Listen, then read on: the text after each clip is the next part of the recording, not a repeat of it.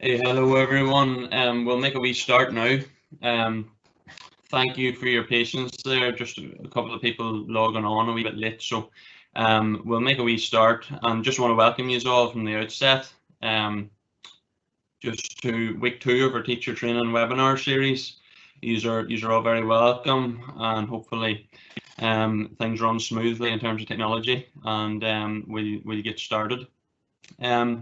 Just note from the offset that today's session has been recorded.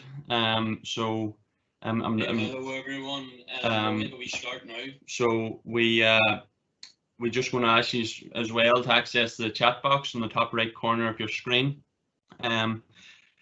Just a couple of wee points around that. When we'll ask you to engage in the presentation at various points throughout. But when you want to write in your question, just you'll see 2 tabs at the top corner of your screen, my questions and featured. So when you want to write your question, just write it in my questions, and then once it's published, then it will come up and featured, and I'll see it then. Okay, so today's session is focused on planning effective lessons. So hopefully you'll take away some key points from it.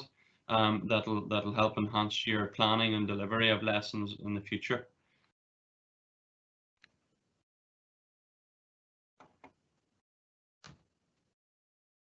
So, as I say, we're in week 2. So, how to effectively plan a PE lesson? With a great session with Gareth last week, a wee introduction to games, and this is obviously week 2 of 4.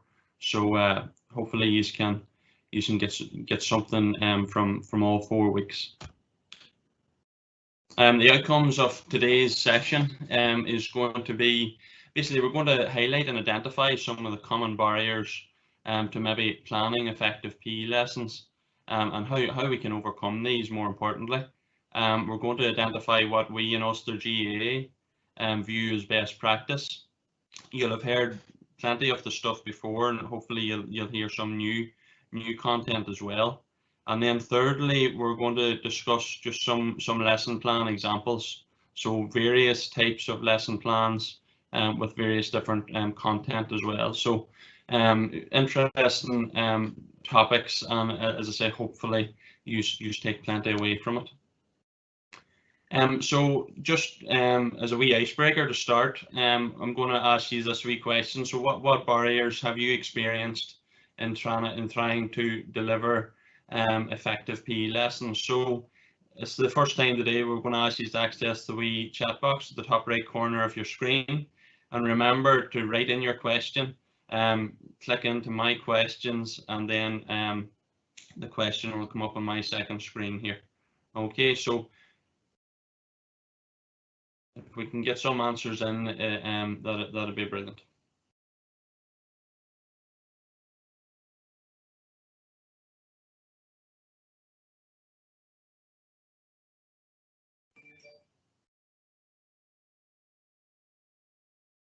There might be a wee lag time with the technology as well. Hopefully that'll not prove too disruptive.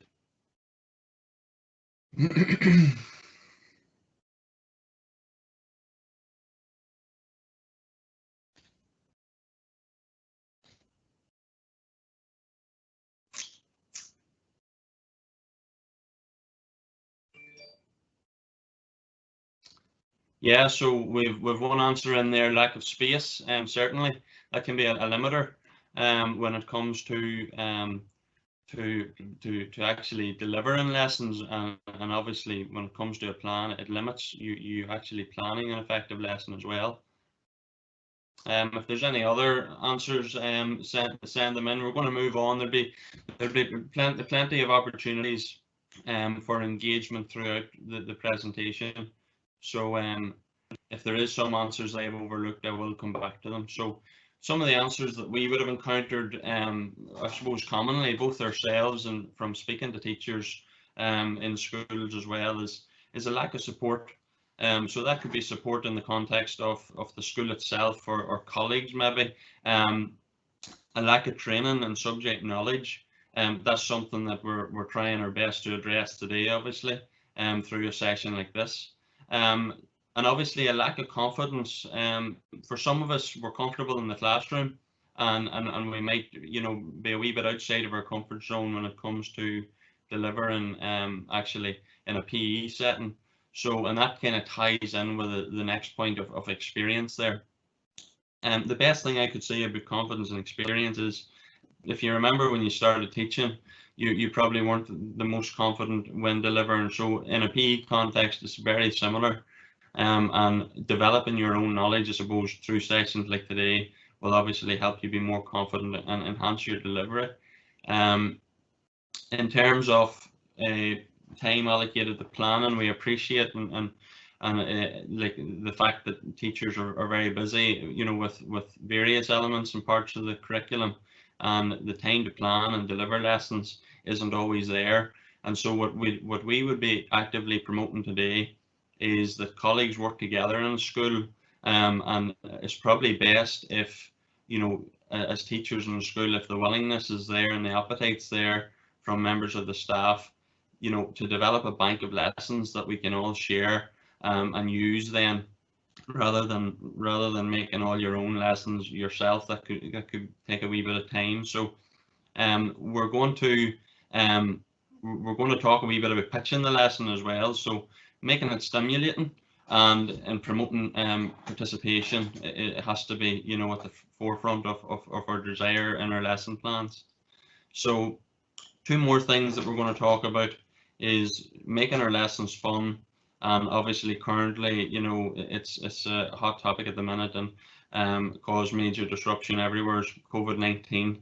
So we're going to talk a wee bit about the challenges and recommendations about that in the next slide. So some recommendations, as I say, we're all in the, I suppose, the unknown a wee bit at the minute, and we're awaiting probably less general advice and a wee bit more specific advice, you know, in the coming weeks about how do we work safely in a PE environment. So really, you know, this will probably evolve over the next couple of weeks, but we'll touch upon some of the things that we do know already. So social distancing is obviously a key factor that we have to remember in a practical setting. So children staying 2 meters apart. In a group such as you know, a class, if you say a class of 24, you might even have to break the class into two groups of 12, and you know, within that you will probably have to subdivide again and have them working in small groups of 4 or 6. So it's possible, if your facilities allow as well, that we can zone off our hall or a playground and make sure children are working in the same groups kind of throughout the session, and that can be done through station-based activities, through activities that don't really need a lot of equipment, and through non-contact games as well. So I'm going to ask you to engage with the chat box again. Just we're going to ask for some answers in your experience of, you know, basically drawing upon both lessons you've delivered and lessons that you've observed, possibly external coaches delivering. So I'm going to ask you, what does a well-planned PE lesson look like? So what does it look like? When you think of a well-planned PE lesson, what comes to mind? So if you can engage with the chat box, remember, type your question into the My Questions tab. It'll come up then for me in featured. So.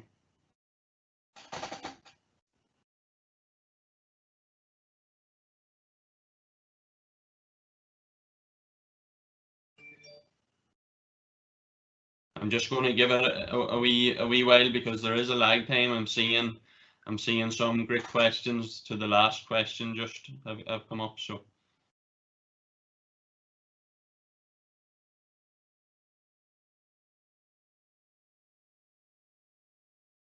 See some good answers just to the last question: catering for all abilities, equipment, children not listening to instructions. These are all things that we will touch upon throughout the presentation. So.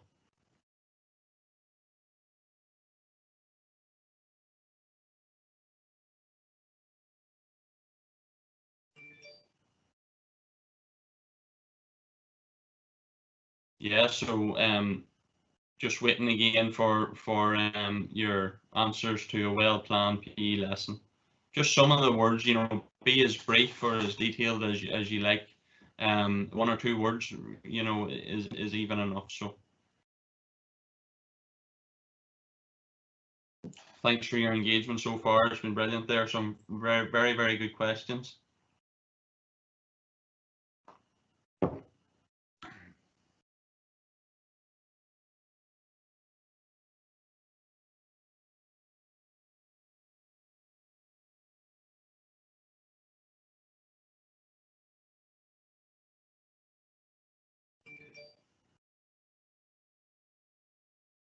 Yeah, so some good answers then. Teaching the skill and practicing the skill as part of a game. So I suppose that's a fantastic you know, question or answer to the question.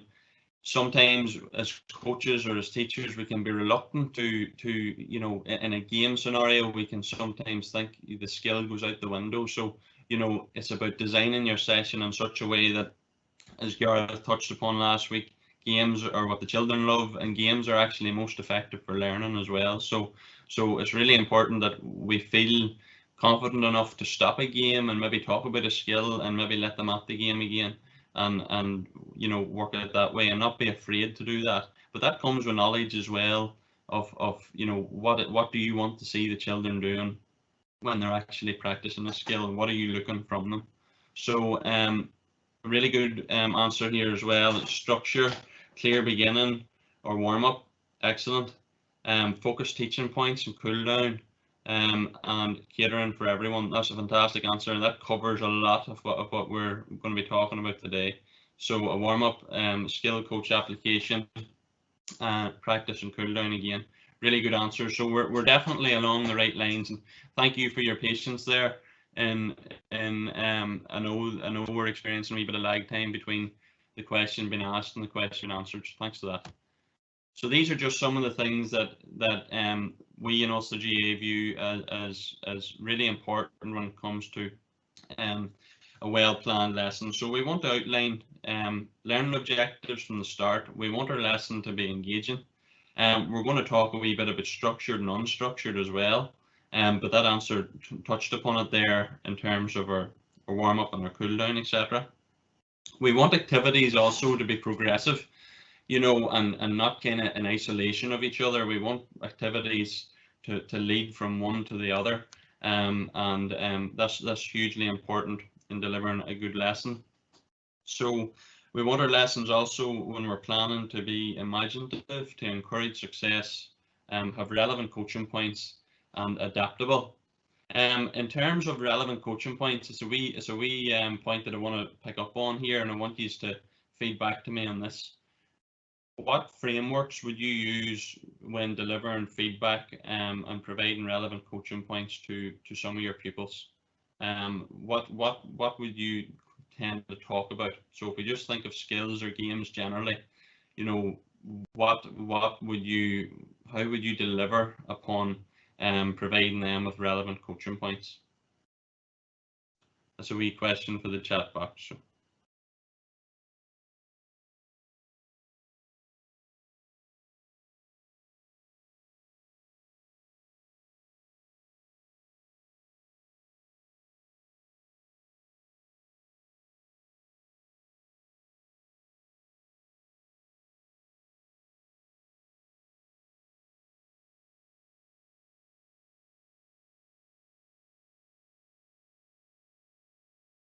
Yeah, some good answers coming in there. So again, succinct instructions, interacting with children to check they haven't understood the skills. Yes, so questioning, really important as well. Some good answers there, thank you. So cross-curricular themes are something that are really incorporated within good lessons as well. Effective question and answering, which one of your answers touched upon there, really good. Differentiation and reviewable.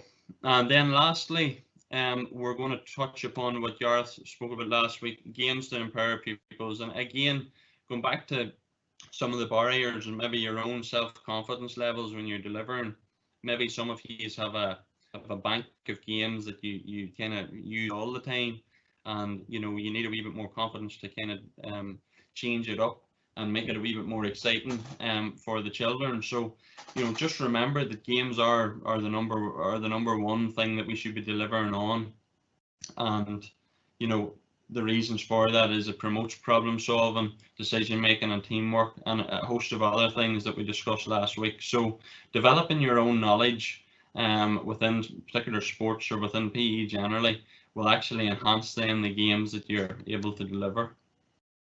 So we're going to talk a wee bit about learning objectives. So learning objectives, as some of your answers have touched upon there, they provide a theme and a focus for the lesson. Now, when we're discussing learning objectives, we can base the lesson around components of fitness. We can base the lessons around sport-specific skills or fundamental movements. But ultimately, the learning objectives allow you to outline from the off what you hope the children are going to be able to do by the end of the lesson, and what they will hopefully know by the end of the lesson that they may not have known at the beginning. So there was a wee point in the previous slide about being able to review your lesson as well, and that's important. And I suppose your learning objectives is a part of a lesson plan that you can review, and you can think, maybe did I have too much in that lesson, or was there not enough in that lesson? So sometimes we can go overboard with the detail, or maybe the content's a wee bit light and we need to beef the session up a wee bit. So I suppose revisiting the learning outcomes when the session's over is key to refining the session and maybe changing it and adapting it for future reference. Structured and unstructured. It's I suppose outlining that there's three main parts to the lesson, and some of the answers in have really touched upon that, which is excellent. Three main parts to a lesson: a warm-up activity, a main lesson, and cool down. In terms of the warm-up, we warm up through games mainly, and that's what we would recommend. And it gets the children ready for the task ahead. It gets them ready physically, mentally, and technically, and that kind of progresses then on into the main lesson, where activities and games are intrinsically linked. And I suppose in terms of the lessons, we'll touch a wee bit on how you might structure main activities into your lesson, but it's really, really important that they're every activity is linked within the lesson, and we don't, as I say, it all has to relate more or less back to the learning objectives, and the learning objectives keep you as the coach on track as much as anything when delivering. Obviously, we want to cool down. I think the biggest thing, at this level, at key stage 1 and 2, is the cool down in the middle of the school day. You've maybe a session of PE. The cool down really focuses the children for getting back to class, and that is the key thing. And the last thing we want is them going back to class high energy, and maybe in a disruptive manner. So we hope to use their energy in the PE environment, and then it refocuses them for kind of the rest of their school day. In terms of time, if we look across the wee example, the yellow box on the right hand side of your screen, that's a wee example of a 45-minute lesson, and basically having a time beside each activity allows you to pace the lesson delivery. And this is particularly important if you're delivering a lesson for the first time and you're not maybe that sure, have you spent too long at an activity, or do you need to move on? And I suppose with time and with confidence as well, and with experience maybe more so, you begin to read the children in front of you, and you pick up body language cues from them. If maybe they're getting bored or they're beginning to mess about a wee bit, that maybe it's time to move things on and put a different challenge to them. So the benefit that I would say in placing a duration beside activities is it allows you, when the session's over, to go back and review the lesson and think, I only allocated 12 minutes to activity 1. That was actually a big activity. That could actually take the place of activity 2, maybe need 4 or 5 minutes extra on it, and we can do that.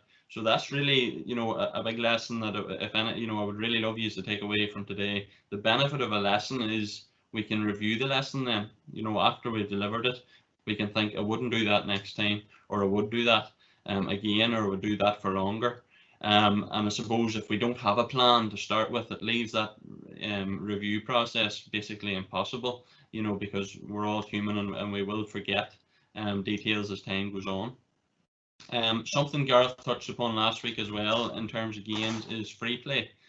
And free play is one of those concepts that's kind of been developed recently, and you know, it's also loved, you know, by the children, and it promotes fun, and it promotes children to be creative, and to also, you know, if you're setting them in a paired activity or in a group of 3 or 4, it promotes building relationships as well within class, you know, and you might find as well some of them just continually work with the person that's sit beside in class, or their best friend or whoever. So we can change that as the coach. We can say, you know, make sure you haven't done free play with the person before, and that encourages building new relationships and the social benefits as fall out of that. So free play is something that would certainly encourage, and it could be as simple as getting them into groups of 2, one person go get 2 cones and the other person go get a ball. I think we touched upon that example last week, and then go and find your space and work away, you know. And another thing of that sort of activity, another benefit, is you're promoting maximum touches of the ball as well. And I suppose lastly, I would say in regards free play, it's amazing what you can learn as the teacher or the coach from the children as well. You know, you'll learn a lot of games or variations of games that you would have never thought of possibly. I know I'm speaking on personal experience there. The children are so creative when you empower them and give them the chance, you know, give them that wee bit of freedom, and trust them as well, that they will stay on task. Free play is a fantastic tool. So that's something I would definitely recommend to bring into your lesson plans. In terms of relevant coaching points, we spoke earlier in the questions. Just it was one of the questions I put to you, and we've attained some great answers. You know, in terms of I suppose how to actually deliver nuggets of coaching, and basically the simple framework that I would advise using is the head, hands, and feet framework. It's a very simple it's a very simple point, and as I say, you know, it means that your answers, and if we look at Gareth's example from last week on the wee cue card, it can basically mean head can be look up for passes and keep your eye on the ball, you know, and that's their 2 points, you know, that are gold dust for children, and it certainly would promote as well not overloading the children. So don't feel, you know, when you're planning and delivering, that you need to be talking about head, hands, and feet at the one time. You know, small nuggets of feedback are highest impact, and you know, that's something I suppose when you have good knowledge in what you're delivering, it can be tricky, and in that case it's a case of prioritizing what you feel the child needs to improve or develop upon as priority, you know. So I'm just seeing a question in a 13-minute warm-up for P lesson. 13-minute warm-up, I think so that individual thinks maybe that it's a long period of time.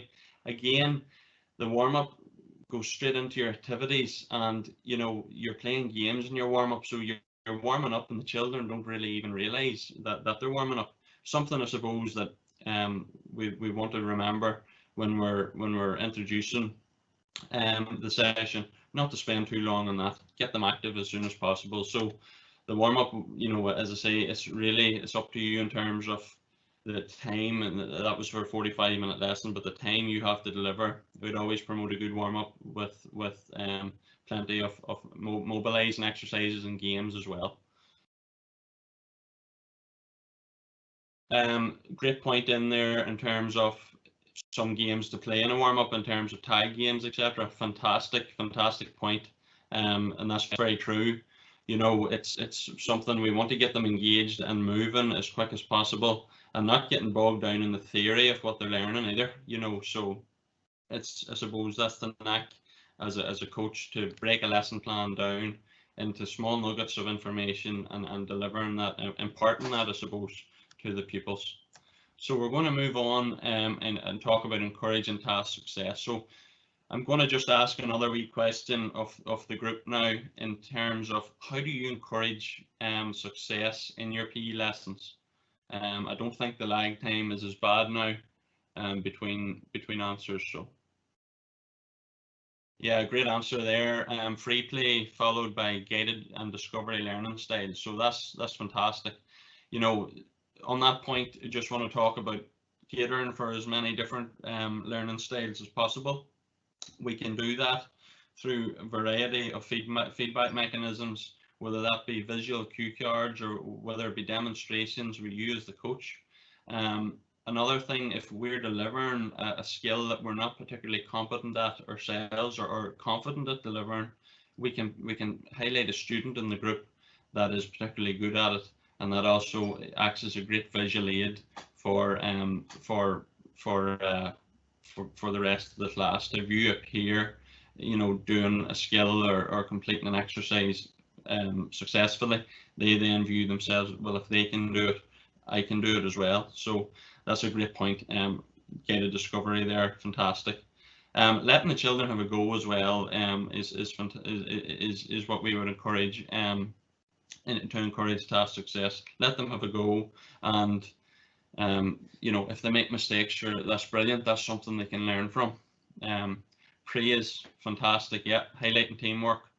Praise has come in a few times, and praise is absolutely so important. You know, and there's a wee quote, you know, that children, you know, won't care how much you know until they know how much you care.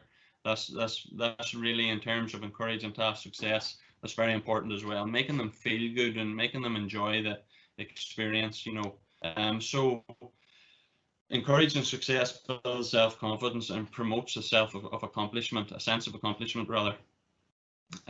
Promoting involvement. So, you know, if a child goes away from your PE lesson feeling like on top of the world, you know, they're going to bring their gear in for next week. You know, they're going to remember how they felt.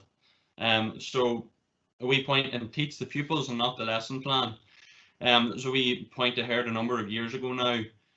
A lesson plan is for us as the deliverer, and if we think that the children are really enjoying a task that we have only set for 15 minutes or 10 minutes, go over that. You know, don't be afraid to stick with it and kind of bend the rules of the lesson plan a wee bit, because likewise, if the children are maybe struggling at something, don't be afraid to kind of allocate more time to it, you know, or make it easier, as we'll talk about shortly as well, or make it more difficult, whatever the case may be.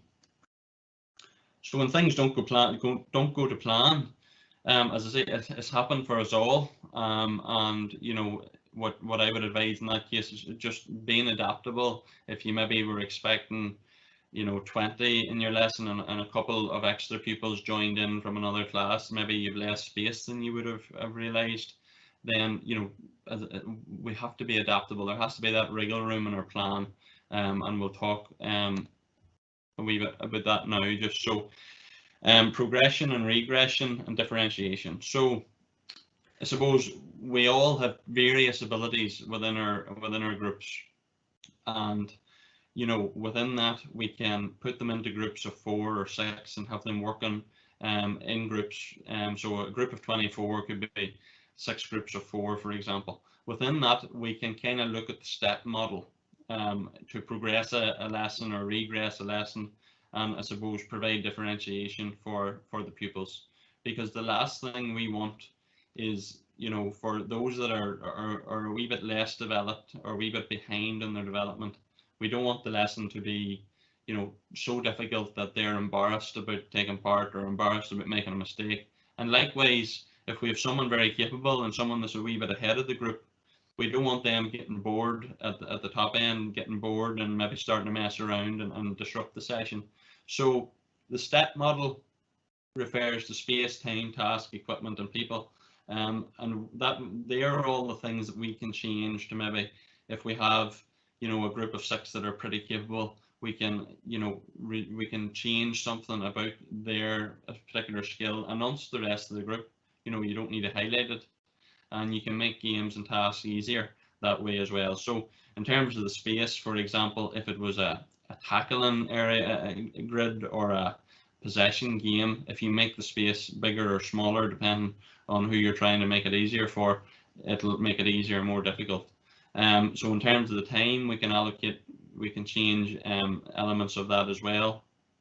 In terms of the task, an example of changing the task would be, you know, if it was a big game, so a 10v10, say, if your facility allowed, you know, one of your more capable players has to kick with his left foot or his weaker foot, whatever that may be.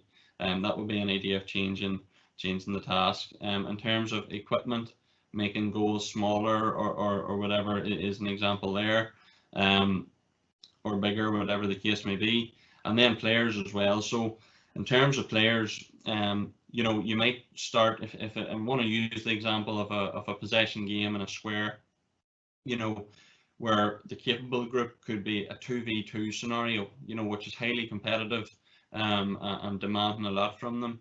You know, we could alter the numbers as well, but keep the group of 4, you know, for the slightly, you know, people that are, you know, slightly behind or not as up to speed, or not as au fait with the skills. It could be a 4v0, and that could be simply like team ball pass, where they're passing the ball among each other. And we could progress that to 3v1, you know, which is obviously more competitive, more demanding, and then we could progress it up eventually to a 2v2. So back to the previous points of praise, it's really, really important that, you know, we allocate praise to people, and we say, you know, last week that was a 4v0, and now you're up to a 3v1, and it really develops the pupil holistically as well. It makes them feel good about themselves, and promotes further participation. Something very effective there as well is effective feedback from classmates. I'm seeing that answer in there from Kieran. A real good point, particularly, you know, if you have someone that is a particularly good footballer, or a good, you know, a good sports person. You know, we can empower that person and say, you can use your skills to better your classmates. And if praise from a peer like that is one way in doing that, and it'll be highly effective, because chances are, you know, that individual is someone that his peers look up to. So peer feedback is a fantastic thing as well. So examples of encouraging task success, and I suppose making tasks easier and harder. Just the wee cue card from last week. We can see some examples of how to do that. So I'll let you just scan through that yourself. So it's basically altering the numbers and space and things like that to make things easier or harder. I think we've all a grasp of that now. So I want you to think now, we're going to move on just to making lessons imaginative and engaging. So we're going to review a wee video of one of our Key Stage 2 coaches put together. I basically want you to think, when we watch it, of how the activities done in the following video are engaging the pupils. Okay, we're going to just review it here now.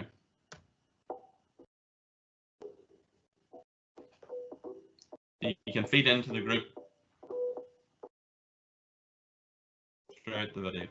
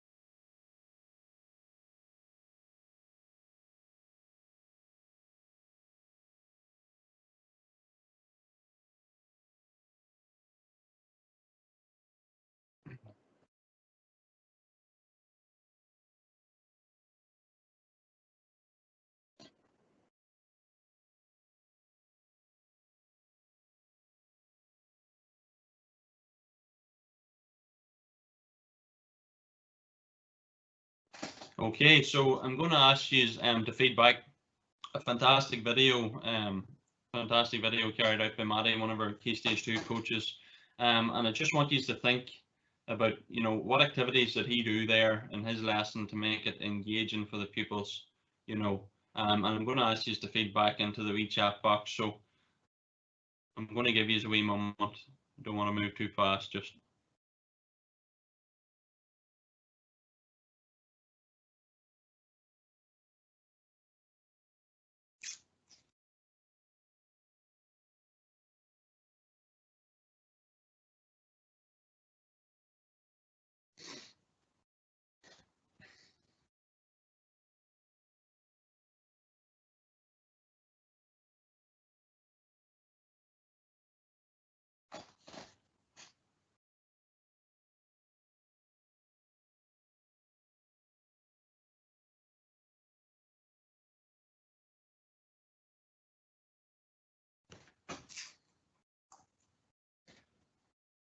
Good. So Tricia wrote in there, having fun, having lots of fun and enjoyment. Absolutely. So important. You'll have seen from the lesson there, you know, equipment that we've all probably used before, like cones and footballs and stuff, but used in a fun way that maybe you may have never thought of. An example of that was the two lads at the near the end of the video had the football between their feet and they were spinning. So that's actually a core activity, but it's done in an imaginative and engaging way that they wouldn't even realize they're engaging their core. They just see themselves as spinning and trying to keep control of the ball. So that's a fantastic and enjoyable exercise as well. The amount of movement, I would say, and the variety of activities is so impressive there in that video. The space in the hall was used as well. There was no half of the hall not used. So the spatial awareness was very good throughout from the pupils as well. And the fun element, you're referring to fun a lot, and you're completely correct. If the children are enjoying the lesson, then they're going to bring their gear for next week and they're going to continue to participate, and that is the key. So a couple other answers there: challenge and movements, directions, pathways, and speed. Exactly. So you'll see the wee girl balancing there. That creative approach really enhances your lessons, and it allows you to, when an activity is going so well as them activities, where you as the coach can just stand back and observe, and you can provide wee feedback, bits of feedback on an individual basis, or if there was a common theme throughout that you want to provide to the class, you can do that. But my advice would be, create that environment within your lesson plan that, as someone said in the chat there, all abilities can take part, because that's exactly what you want. And people develop at different stages as well. So by having them participating and by getting them involved and keeping them involved, they could turn out to be really good athletes in the years to come. But what's more important is that they understand and get the physical and mental benefits of activity and exercise. So we're just going to go back to some points that we would refer to when we want to make lessons imaginative and engaging.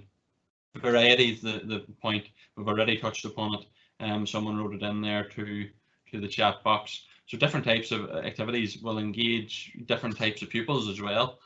So that's something to remember.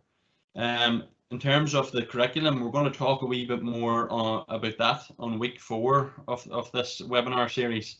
We're going to talk about developing cross-curricular links and basically providing a holistic environment and a fun environment for children to develop in PE. So that's something we're going to talk a wee bit about, at a later date. But we can really draw upon subjects like maths, like somebody referred to it there, keeping score, or variety of score, keeping mechanisms. You're drawing upon maths there. You can draw upon history, geography, other subjects like that. And then we've talked about free play as well, how to use your imagination. or how to promote, sorry, children to use their imagination and take ownership of their own lesson, you know. And I suppose, you know, what I would promote you to do as the coach is to give them 4 minutes of free play, and if they make good use of it, you know, grow that, you know, 6 minutes the next day, 8 minutes, and you know, the children will respect the fact that you're giving them that wee bit of ownership of their own lesson as well. So we're going to look now at some example lesson plans. So the lesson plans themselves are going to be different. They're going to be there's going to be a variety of different types of them. So, and some of these will be made available to you as well. So we're going to review one lesson plan first. So first of all, you can see, you know, this is basically one A4 page back to back, and you know, the title of it is Catching and Hurling. So it is. So within this, we have our learning objectives, we have our interest and fact, which is very, very good. And that can be an area that we can bring in cross-curricular themes into our PE lesson as well. Then we have the skills and the things that we're going to be continually looking out for as the coach around our head, our hands, and our feet. A wee brief overview on the equipment needed. And then we have our lesson, you know, from the warm-up, the activity 1, activity 2, and then, you know, progressing that into teamwork. So players can be put into pairs and try and compete against each other when the beanbag is thrown up. You know, so we have a progression in there. And then activity 3. And so you'll find the themes of all these activities all linked back to the learning outcomes for the lesson, learning objectives. So that's really important, so that we're not playing games in isolation and the children aren't maybe that aware of, you know, what are we working on today. They're aware of, you know, everything links back to completing the hurling chess catch effectively and understanding the importance of the chess catch and hurling. So you're developing their knowledge and their understanding of what they're doing. And something I particularly like about a lesson plan structured like this is for those of us that maybe aren't overly confident in delivering, you know, say a hurling lesson or a GA lesson, a Gaelic football lesson of any type, or even any PE lesson generally, you know, it says here the kind of questions you should be asking, but it also provides you the answer. And where that's very, very useful, for example, how do you perform a chess catch? To catch the ball close in the body around chest height. You know, that provides you as a teacher that is possibly sharing resources within your school. It provides someone that isn't particularly a specialist in that area with knowledge, you know, and they can ask and they can probe and they can get engagement from the children and good quality feedback.